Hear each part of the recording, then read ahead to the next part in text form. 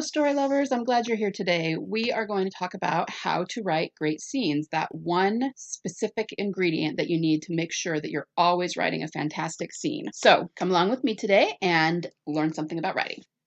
Do you want to write fiction but don't know where to start? Believe me, I understand. I've stood in your shoes. I've wanted to write amazing stories and wondered if I was even on the right track. I worried and struggled for years. I know what it feels like to have no idea what you're doing.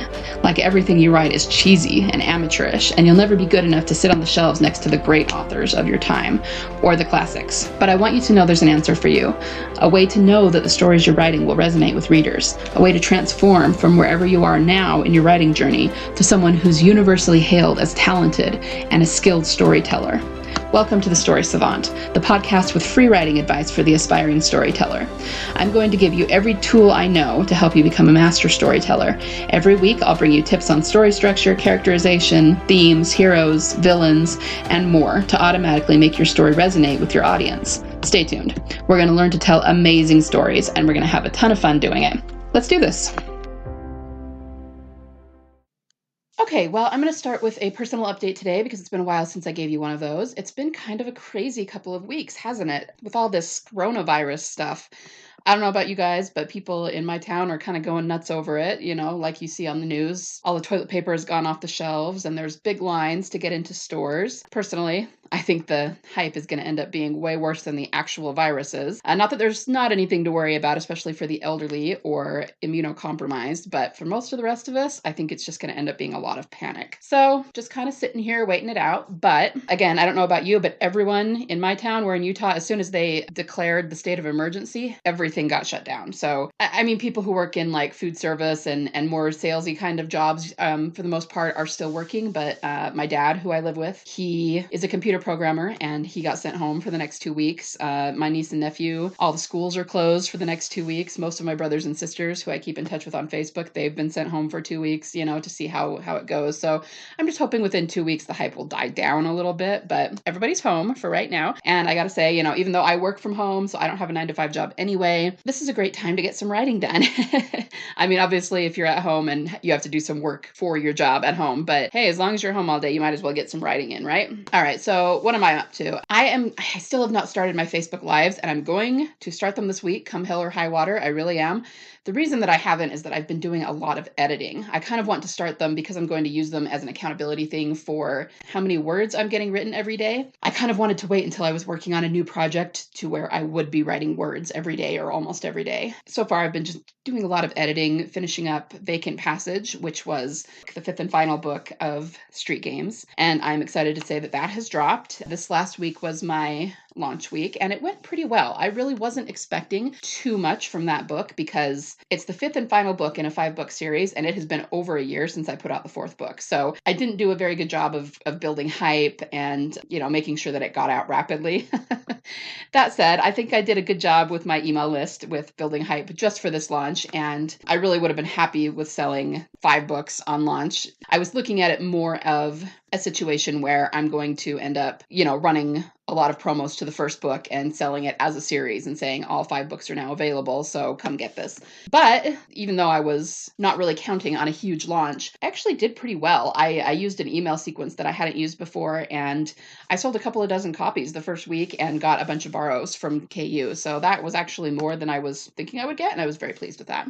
I can start my Facebook Lives now because I am now working very intensively on Intercron. Intercron, I have 3 books to write. I want to get them written pretty fast, like maybe 1 a month. And one of the reasons I know I can do that is that the 4th out of 6 books is already about 3/4 of the way written. And so I've been doing some editing on that, and I'm still working on that, but there are some holes in it that I kind of figured out that I need to finish writing the 5th book, and that will help fill in the holes for the 4th book. Kind of hard to explain, but it's just the way I'm going to do it, and I know it'll work a little bit better. But I'm also not going to put out the books until I have all 3 written, so I can kind of rapid release the last 3. So anyway, that's just a whole lot of author jargon.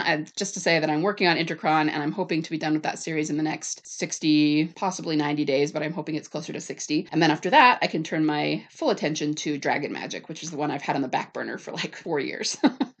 So I'm making progress. Other than that, I'm doing great. I am also making progress on my first course, which will be called Teach Yourself to Write a Book in 90 Days or Less. I'm working on the videos for that course, and it's probably going to be another month or two before that's finished and ready to go, but I will keep you guys updated on that. And yeah, other than that, just plugging along and doing great.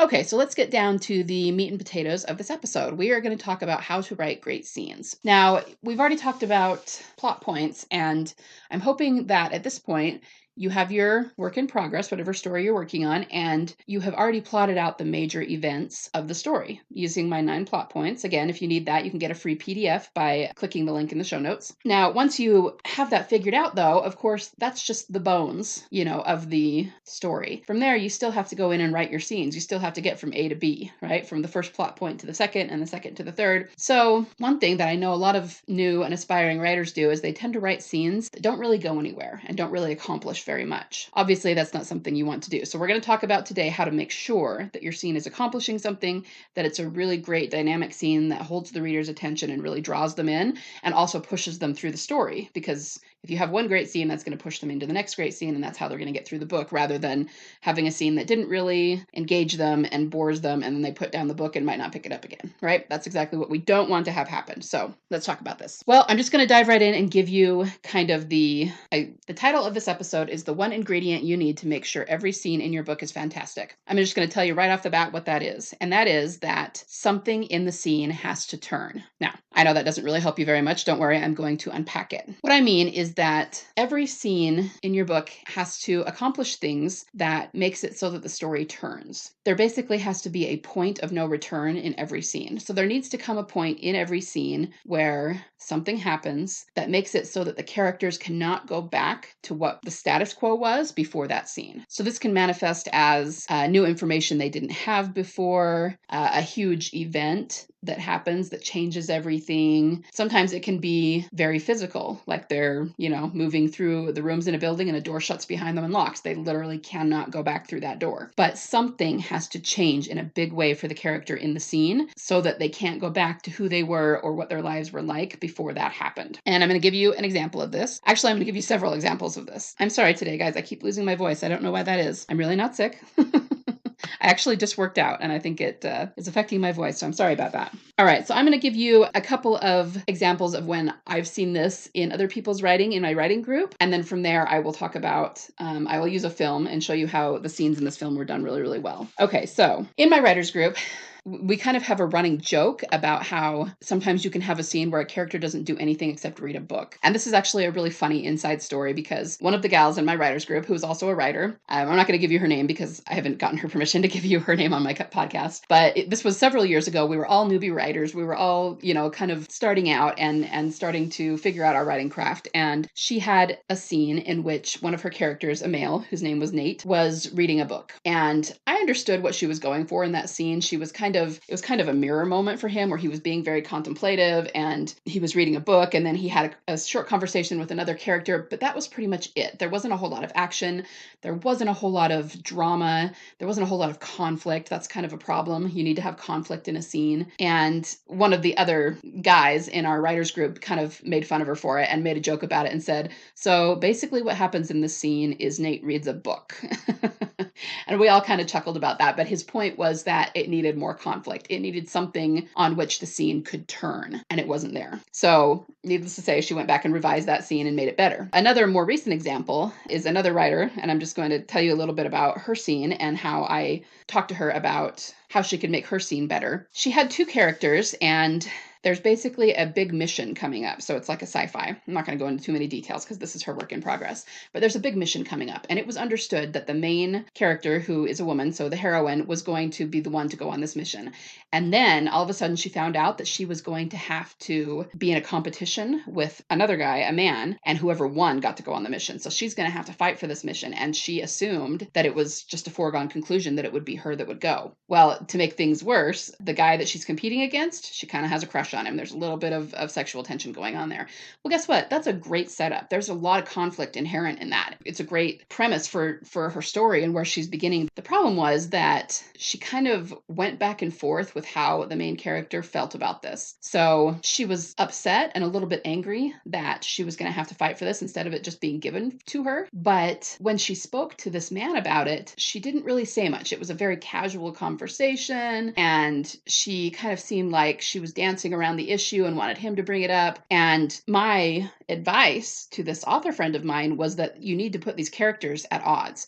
Even if she's secretly still crushing on him and thinking that he's attractive, she needs to be really angry about this. And understand, I wasn't trying to tell her where to take her story. Near the end of the chapter, the character is alone in her room and all of this really strong anger comes out. So I could tell that that's what the author wanted the character to feel, but she just wasn't quite putting it very well into the chapter. So I advised her to go back and write the character as being very angry and being very confrontational. And even if on the inside she really likes this guy and doesn't want to yell at him, on the outside she's so angry about this turn of events with the mission, have her yell at him, have her demand answers and did you know about this and why? Okay, especially in terms of dialogue. If you want to know how to write really great dialogue, well, okay, first of all, I would recommend a book by James Scott Bell called Writing Great Dialogue. I will link to that in the show notes. But the main thing is just to put two characters at odds with each other. Even if they're both on the same team and both fighting for the same thing, you still need to have them at odds with each other. That's how you create conflict and tension in a scene. So look at Luke Skywalker and Han Solo. They're both good guys. Neither of them are villains. They're both ultimately fighting for the same thing, which is against the Empire, but they're constantly arguing about stuff. You know, Han Solo doesn't want to do what Obi-Wan wants, but Luke does, you know, things like that. That's how you create tension in the scenes. They don't hate each other and they don't have to be in this knockdown, drag out fight all the time, but having them have slightly different goals along the way of reaching the main goal will create tension in the scene. I'm going to actually do an entire episode about arguments next week and how to write great arguments and great conversations. So I'll get into that more next week. But in terms of creating tension in a scene, just make sure that you have characters that are at odds with each other. Because if you have two characters that are just 100%, oh yeah, I agree on that, I agree on everything, it doesn't create any tension in your scene, and that's a problem. Back to my original topic, you need to make absolutely sure that something changes in the scene and that you can't go back from it. So I told you I would use a movie to illustrate this. The one I chose, it was extremely random. I was watching The Last Samurai when I was outlining this episode, so I just decided to use The Last Samurai. If you guys haven't seen it, it's fantastic. One of my favorite movies. And I think they just put it back on Netflix. I saw it on there and went, hey, I haven't watched that in a long time. I'm going to watch that. So that's what I did. All right, so I'm not going to go through the entire movie. I'm just going to go through the setup at the very beginning. So I won't be giving huge spoilers toward the end of the movie or anything like that. But The Last Samurai is about, it's got Tom Cruise in it, and his character is named, oh dear, what is his name? Captain Algren, I think. All right, so let's examine the scenes as the movie begins. The first scene, he is part of a Wild West show, and it's very obvious that he's an alcoholic because he's drinking heavily and very drunk when he goes out onto stage. Long story short, he messes up the performance, pisses off a lot of people, and loses his job. And that is due to his alcoholism. We find out very quickly that he is a survivor of the Battle of Little Bighorn and that he's got pretty strong case of PTSD, although they wouldn't have known that's what it was back then. And that has a lot to do with his alcoholism. So he made a big mistake and he lost his job. He can't really go back from that. They're not going to rehire him. So then he's offered a job by an old colleague of his. And this colleague wants him to go and train Japanese troops in the English fashion. So they're training troops using American training, but these are Japanese troops and they're trying to basically, from their view of things, they're trying to civilize these Japanese troops and make them more Western in the way that they're trained. Well, Captain Algren doesn't want to do this. That's not a job he wants. He's not interested. But he also just lost his job and doesn't have any way to support himself now. So he basically has no choice. He has to take the job. So once again, we have, the scene turns. Something has changed from the beginning of the show when he was just working a Wild West show. And, that was his world before. He was working the Wild West show. He was very unhappy. He was drinking himself into a bottle every single night, right? Something's changed. He lost his job. He's kind of forced to take this job because he doesn't have much choice. While training the troops, he learns about a man named Katsumoto, who is a Japanese man who lives high up in the mountains in a more primitive village and is apparently these people's enemy. He leads a group of samurai, and these Japanese troops are basically being trained to take out the samurai. While he's training these troops, and they still have a long way to go, he illustrates that they really don't know what they're doing yet, he is commanded by the higher-ups to go and attack Katsumoto. Once again, he does not have a choice in this. All of these things are acting upon him. During the battle, and remember that his troops were not ready, and he told his commanders that they were not ready, and this is not something they should be doing. But again, they didn't care. They just wanted what they wanted. Well, during the battle, Captain Algren is injured and taken hostage by Katsumoto's men, so he becomes a hostage to the samurai. So do you see how every single scene, something happens that he can't go back from? He can't not follow his orders. He can't free himself from the samurai, from being their prisoner because he was injured and he's now at their mercy. We don't have a scene where he's sitting around talking with his buds, not really doing anything, philosophizing about the world. Every single scene has to turn. It has to change something. It has to make it so that the character cannot go back from that. And it doesn't necessarily have to be action oriented. Like I said, it can be a matter of the character making a strong decision about something. It can be a matter of them getting information they didn't have before. There's a lot of ways in which a scene could turn, but just make absolutely certain that it turns in some way. So go back through the scenes in your story and make sure you know where they're turning and why, and that whatever the turn is, it pushes the character into the next step of the story. You could even, if you're using the 9 plot points or whatever you're using to plot out your novel, you could even go through and make sure that each of the plot points has a turn, and whatever the turn is needs to kick them into the next plot point. Now, there can be several scenes in between each plot point. It doesn't have to be 9 scenes in your novel, 1 for each plot point, not at all. But just make sure that the turn is there and that there is always a point of no return in each scene. That is how you keep the reader moving through the novel and keep it very engaging. Okay, I think that's what I have for you today. So your homework is to go and make sure all your scenes turn. And if you have ever gotten feedback that a scene was a little boring or that it didn't keep someone's attention, chances are this is why. So make sure that you have not only a turn in your scene, but a really good turn that's really going to keep their attention, something that's unexpected, but also that leads them into the next scene where you want them to go in the plot. All right. If you have any questions or comments or anything you'd like me to talk about on the podcast, feel free to send those to me. My contact information is in the show notes. And everybody have a great week of writing. See you next time. If you would like to support the show as a patron, hop over to www.patreon.com/StorySavant. If you're big on Facebook, join our Facebook community at bit.ly/StorySavant Facebook. To get a free PDF of my 9 essential plot points for a page-turning story, sign up at bit.ly/StorySavant courses. All these links are in the show notes. Thanks for joining me today. You can find all my fiction on my website at authorlkhill.com/books. If you found value in anything you heard today, do me a favor and go leave me a review on iTunes. It's the best and easiest way that you can thank me and help others to find and be inspired by the same concepts. Together, we can lift each other, through our stories, to new heights of understanding and compassion for our fellow man, and gain an eternal, godlike perspective on our own spirituality. So go consume some stories today. I give you permission.